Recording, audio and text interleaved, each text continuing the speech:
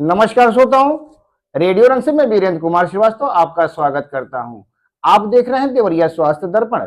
देवरिया स्वास्थ्य दर्पण के अंतर्गत हम लेकर के आते हैं अलग अलग विशेषज्ञ डॉक्टरों को और राय रखते हैं अलग अलग बीमारियों पर।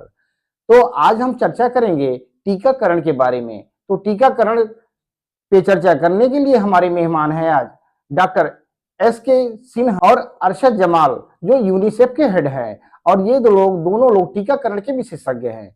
तो आइए विलंब न करते हुए हम आपको भी मिलवाते हैं और रूबरू कराते हैं डॉक्टर SK सिन्हा से और अरशद जमाल से।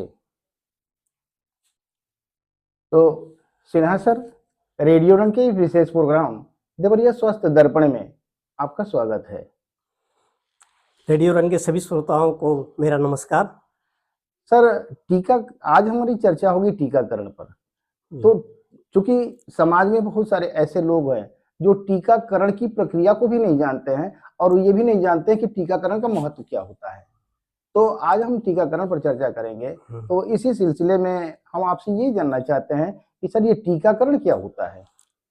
टीकाकरण वह प्रक्रिया है जिससे किसी टीके को शरीर के अंदर लगाने पर हम उसको प्रतिरोधी और प्रतिरक्षित कर देते हैं, ताकि वो उस बीमारी से उसका बचाव हो सके तथा उसका प्रतिरक्षा प्रणाली बेहतर हो जाए, ताकि भविष्य में उस बीमारी से उसको कोई खतरा न हो। यानी कि शरीर के अंदर आप प्रतिरोधक क्षमता को बढ़ा देते हैं उस बीमारी से लड़ने से उसकी प्रतिरोधक क्षमता बढ़ाई जाती है। जी, ताकि वो लड़ सके आसानी से, यानी कि वो बीमारी शरीर के अंदर प्रवेश न कर पाए। ठीक है सर, आपने तो ये बता दिया टीकाकरण क्या होता है। तो यानी कि प्रतिरोधक क्षमता को हम बढ़ा देते हैं, जो बीमारी लड़ लेती है।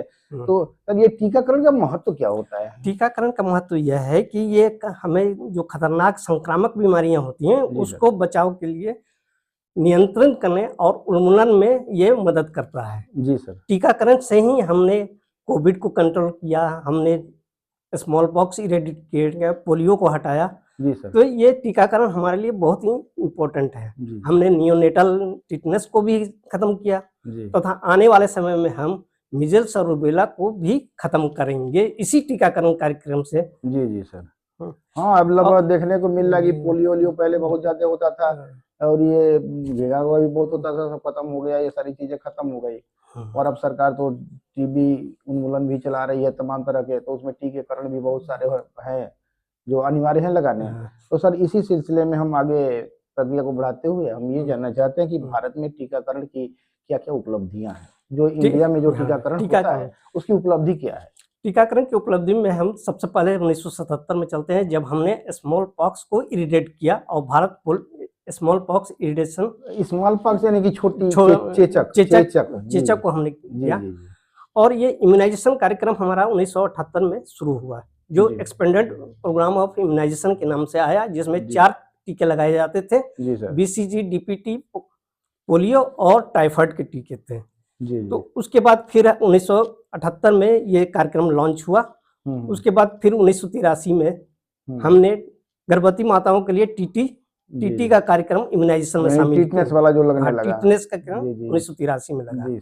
1985 में इसका नाम चेंज करके यूनिवर्सल इम्यूनाइजेशन प्रोग्राम कर दिया गया तथा मिजल्स के टीके इसमें शामिल किए गए। और उसके बाद इसमें टाइफाइड के टीके को वापस ले लिया गया, उसको विड्रॉ कर लिया गया। टाइफाइड वाला विड्रॉ कर दिया गया। उसके बाद 1990 में हम लोगों ने इम्यूनाइजेशन में विटामिन ए सप्लीमेंटेशन का कार्यक्रम उसमें ऐड किया। जी सर। 1995 में पल्स पोलियो कार्यक्रम शुरुआत हुआ, जिसकी बदौलत हमने पोलियो को हटाने में सक्षम हुए।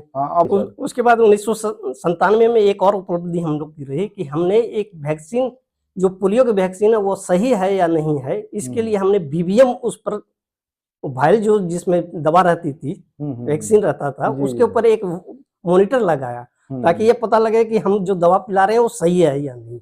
BBM vaccine vial monitor. उसके बाद 2001 में एक national technical advisory group on immunization बनाया गया भारत सरकार के द्वारा। ये ग्रुप ये डिसाइड करता है कि कौन से टीके को हमको कब लॉन्च करना है हमारे नेशनल प्रोग्राम में और कौन सा टीके को अभी विड्रॉ करना है। यह एक बहुत इंपॉर्टेंट ग्रुप है। जी। उसके बाद फिर आया 2006 में, जिसमें हम लोग जेई वैक्सीन के लिए जेई वैक्सीन को इंट्रोड्यूस किया गया है। इसमें काफी बीमारियां फैलती थी जापानीज इंसेफ्लाइटिस की, उसको टीकाकरण के लिए लॉन्च किया गया 2006। इंसेफ्लाइटिस बहुत काफी खतरनाक बीमारियां थी और जो ज्यादातर बच्चों में देखने को मिलती थी, लेकिन अब हम देखते हैं कि उसका रेशियो, उसका संख्या बहुत कम हो गया है। इसी समय हमारा एक और उपलब्धि रही कि हम लोगों ने एक एडी सिरिंज को लॉन्च किया कि एक बार में एक टीका को एक बार लगाने के बाद वो सिरिंज अपने आप ऑटो डिसेबल हो जाता था, मतलब सिंगल यूज मेडिसिन उसमें भरी रहती थी। मेडिसिन को जैसे हमने उसको लिया और उसके बाद जब टीके लगाएं तो उसके बाद वो लॉक हो जाता है और अपने आप उसको मतलब दोबारा दूसरे को नहीं लगाया जाता, दूसरे को नहीं लगा। ये एक बहुत बड़ी उपलब्धि थी। फिर 2000 इसी बीच में 2011-12 तक आते आते हम लोगों ने हेपेटाइटिस, मीजल्स और तमाम तरह के सेकेंड डोज आईपीवी वैक्सीन इसको टीकाकरण में शामिल किया गया। फिर आया साल 2014 जिसमें कि भारत को पोलियो मुक्त घोषित किया गया। जी सर। 2016 में रोटा वायरस, जो डायरिया से मौतें होती थी रोटा वायरस के कारण, उसकी वैक्सीन को इसमें लॉन्च किया गया।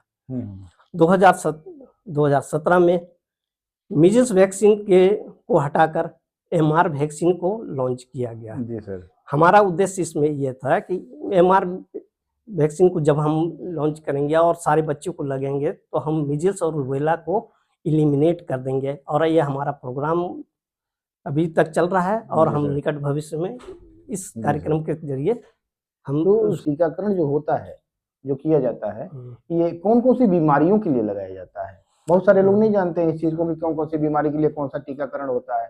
तो हम आपसे ये जानना चाहते हैं कि टीकाकरण जो होता है वो कौन कौन सी बीमारियों के लिए प्रयोग किया जाता है? हाँ, हम अपने नेशनल इम्यूनाइजेशन शेड्यूल में 12 बीमारियों को बचाव के लिए टीके लगाते हैं, जिसमें 6 वायरल डिजीज हैं और 6 बैक्टीरियल डिजीज हैं। वायरल डिजीज जो है वो 6 इस प्रकार हैं: हेपेटाइटिस बी है, पोलियो है, मीजल्स रूबेला है, जापानीज इंसेफ्लाइटिस और रोटा वायरस, जिसके कारण डायरिया होता है। बैक्टीरियल डिजीज में जो है उसमें है ट्यूबरकुलोसिस है, ट्यूबरकुलोसिस, उसके बाद diphtheria, pertussis, tetanus, haemophilus influenza type B और निमोकोकल निमोनिया। ये 6 वैक्सीन, 6 बीमारी जो बहुत ही खतरनाक है और इसके बैक्टीरिया से होते हैं। हाँ, बैक्टीरिया से होते हैं 6 बीमारी। जी सर। और इनके बचाव के लिए हम टीके का प्रयोग करते हैं। जी जी। अरशद जमाल जी नमस्कार।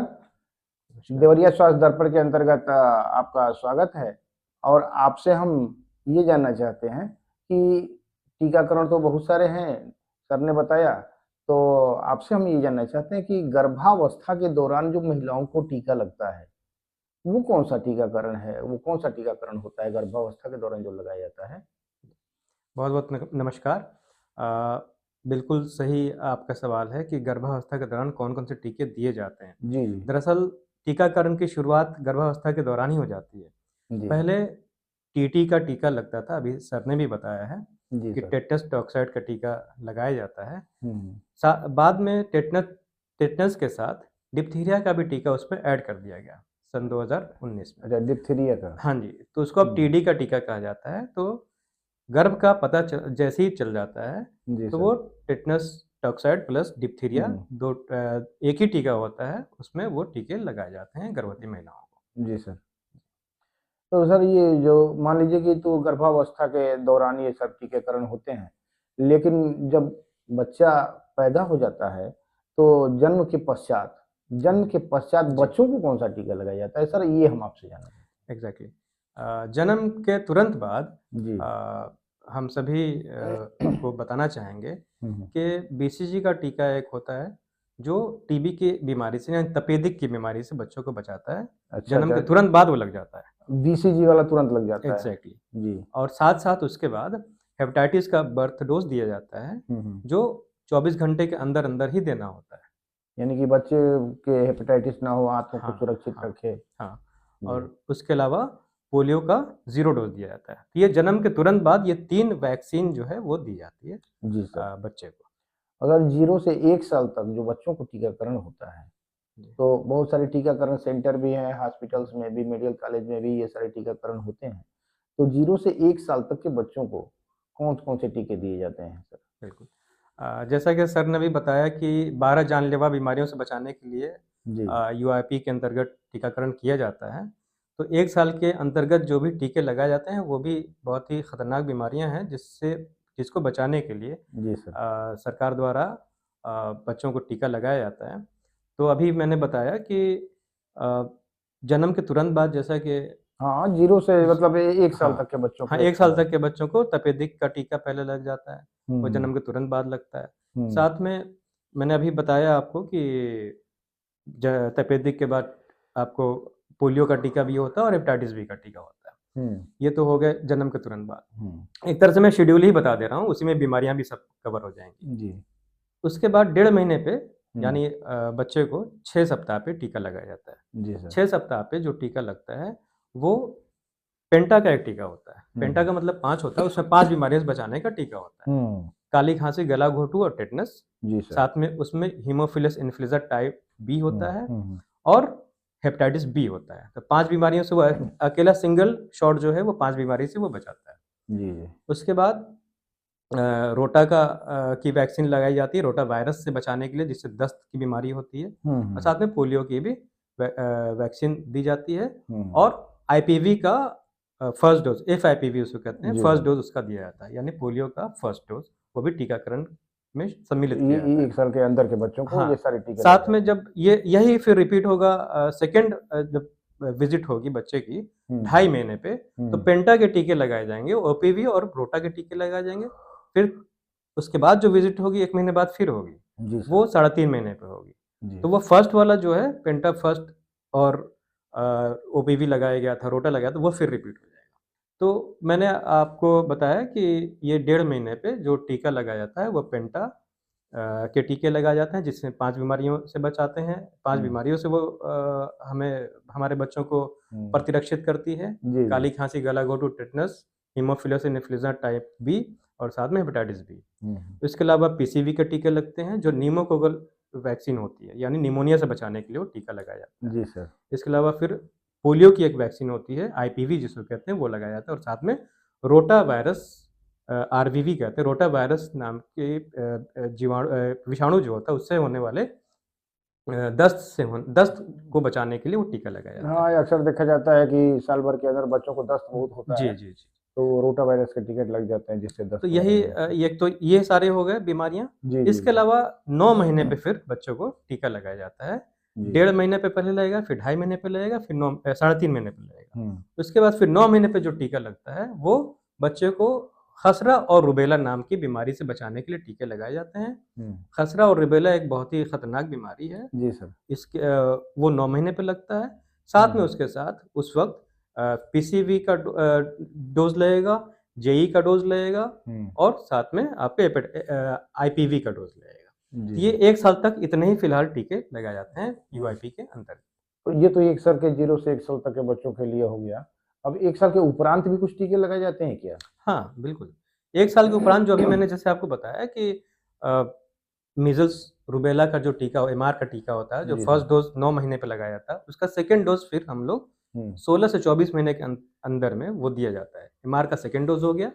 डीपीटी बूस्टर वहीं देते हैं हम। डीपीटी बूस्टर भी दिया जाता है 16 से 24 महीने के अंदर। फिर बाद में आपको जेई का भी डोज उसमें दिया जाता है उसके 16 से 24 महीने में। और साथ में ओपीवी का जो बूस्टर होता है वो भी हमको 1 साल के बाद यानी 16 से 24 महीने पे पहला ओपीवी का बूस्टर दिया जाएगा। तो सर ये तो हो गए टीकाकरण की किस महीने में बच्चों को हाँ जी, टीकाकरण किए जाते हैं। जी। तो आगे हम ये जानना चाहते हैं, जैसे कि रतौंधी नाम की एक बीमारी हुआ करती थी या है, जो भी है। अब चूंकि हमको तो नहीं इतना ज्ञान है, आप लोगों को जितना तो नहीं हो सकता। लेकिन मैं ये जानना चाहता हूँ कि रतौंधी के लिए भी कोई टीकाकरण होता है क्या? जो रतौंधी यानी नाइट ब्लाइंडनेस की जो बीमारियां हैं, जो दिक्कतें हैं बच्चों में, उसकी रोकथाम के लिए सरकार ने विटामिन ए को इसमें यूआईपी में शामिल किया था। ऐड किया है। तो ये जो विटामिन ए की डोज होती है वो पहली डोज जो होती है वो 9 महीने पे ही दिया जाता है, जब एमआर के टीके लगाए जाते हैं। जी सर। तो सबसे पहले विटामिन ए का डोज उसको पिलाया जाता है बच्चे को। 1 साल तक के बच्चे को 1 लाख यूनिट होता है और उससे ऊपर के बच्चे को 2 लाख यूनिट दिया जाता है। उसका दूसरा डोज होता है वो दिया जाएगा 1 साल 16 से 24 महीने पे, जब एमआर सेकंड के लिए आएगा या डीपीटी बूस्टर के लिए जब आएगा, तो उसके साथ वो दिया जाएगा एमआर सेकंड के साथ उसका विटामिन ए का दूसरा डोज। ये तो हो गए इम्यूनाइजेशन का जो टीकाकरण के दौरान ये दिया जाने वाला ये 2 डोज है। इसके अलावा 7 डोज और दिए जाते हैं जी, रतौंधी से ही बचाने के लिए विटामिन ए के एडिशनल 7 डोज इसके आगे। हाँ, मतलब समय समय पर उस सरकार जो है इसके लिए साल में 2 बार अभियान चलाती है। जी जी। अमूमन जून और दिसंबर में चलता है ये अभियान। और सारे उन बच्चों को आइडेंटिफाई किए जाते हैं, लाइन लिस्टिंग की जाती है जिनको तीसरे से 9वें डोज लगाए जाने हैं। तो कुल मिला के 9 डोज होते हैं। 2 डोज टीकाकरण अभियान के दौरान लगाए जाते हैं और बाकी के 7 डोज उस विटामिन ए का सप्लीमेंटेशन प्रोग्राम चलाता है जिसको वैस कहते हैं, विटामिन ए सप्लीमेंटेशन प्रोग्राम। वो 7 डोज जो होता है वो अभियान के दौरान बच्चों को उसे पूरा किया जाता है। जी सर। तो आपने बहुत अच्छी तरह से समझाया कि टीकाकरण कब और कैसे होता है। तो इसी क्रम में जो टीकाकरण जो होता है इसके कुछ साइड इफेक्ट भी होते हैं क्या? साइड इफेक्ट होते हैं या अगर होते हो तो उसके बचाव कैसे किए जा सकते हैं? ये आप मुझे बता सकते हैं? ये हम आम जनमानस के अंदर ये चीजें हैं। बहुत सारे लोग ये चीज पूछते हैं कि हम लगवा लें, हमको कहीं कुछ हो जाए, ये हो जाए। ये तमाम चीज जो है समाज में जो भ्रामक भ्रांतियां जो फैली हुई हैं, तो इसी पे हम आपसे ये चर्चा करना चाहते थे कि इसके कुछ साइड इफेक्ट भी होते हैं, क्योंकि आप लोग इसके विशेषज्ञ हैं, तो कोई साइड इफेक्ट होता है क्या? हमारे सभी लाभार्थियों को ये मैं बताना चाहूंगा कि टीकाकरण एक अपने आप में ये रोग प्रतिरोधक क्षमता बढ़ाने का एक तरीका है। जी सर। इसके कोई साइड इफेक्ट एज सच नहीं कहे जाते हैं। साइड इफेक्ट हाँ, टीका लगने के बाद एक AFI होता है, यानी एडवर्स इवेंट फॉलोइंग इम्यूनाइजेशन, यानी टीका लगने के बाद थोड़ा सा दर्द, सूजन या बुखार हल्का फुल्का वो हो सकता है, वो होता भी है। तो उससे कोई घबराने की बात नहीं है। टीका जो अंदरूनी तौर पे काम करता है वो हमारे अंदर हरारत पैदा करता है, टेम्परेचर उसको हो सकता है बढ़ा दे, तो वो फिर 1-2 दिन में फिर उसके सही भी हो जाता है। वो कोई साइड इफेक्ट नहीं, यानी वो कोई बीमारी नहीं है, वो टीका का कोई साइड इफेक्ट नहीं कहा जाएगा। लेकिन टीका जब काम करती है अपने जाके तो अंदर हमारे शरीर के अंदर हरारत पैदा होती है, तो वो बुखार के रूप में हमें दिखता है। इसमें मैं सर से भी बोलना चाहूँगा, कुछ और भी ऐड करना चाहें इसमें ऐड किया जा सकता है, लेकिन एडवर्स इवेंट फॉलोइंग इम्यूनाइजेशन जो होता है वो कोई ऐसा साइड इफेक्ट नहीं। जी सर।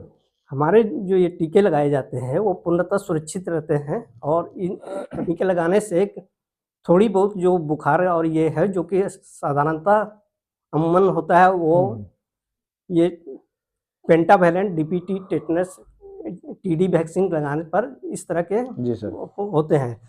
इनके बचाव के लिए हम लोग पैरासीटामोल सिरप देते हैं और ये इसमें घबराने की कोई बात नहीं। जितने भी लाभार्थी होते हैं उनको कहते हैं कि आप 30 मिनट तक आप यहाँ रुकिए, बैठिए, टीकाकरण सत्र पर आप रुके।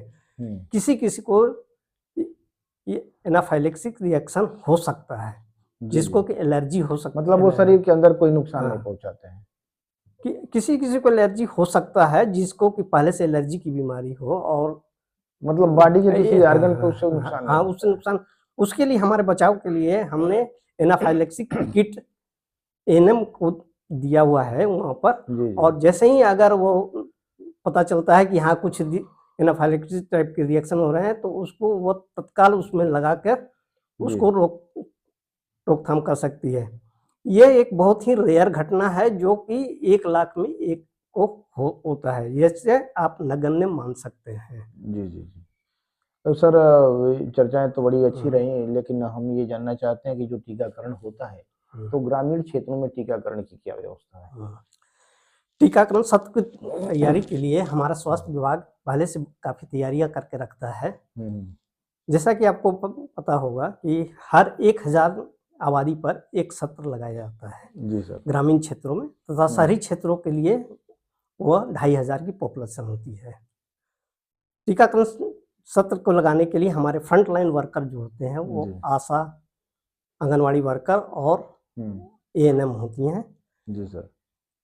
आशा 1000 की आबादी पर एक आशा होती है, और ये जो सत्र कहलाता है वो VHSND सत्र के अंतर्गत हम टीकाकरण कार्यक्रम करते हैं।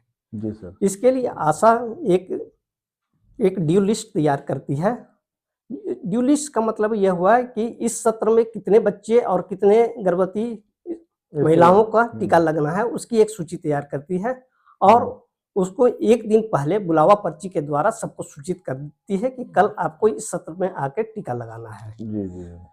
इसी तरह का एक ड्यू लिस्ट हमारे ANM के पास भी रहता है, जो कि अपने ड्यू लिस्ट से वो तैयार करती है किस बच्चे को कौन सा टीका लगना है, उसका एक इंडेंट बनाकर PSC से उस दवा को लाने के लिए एक इंडेंट भेजती है।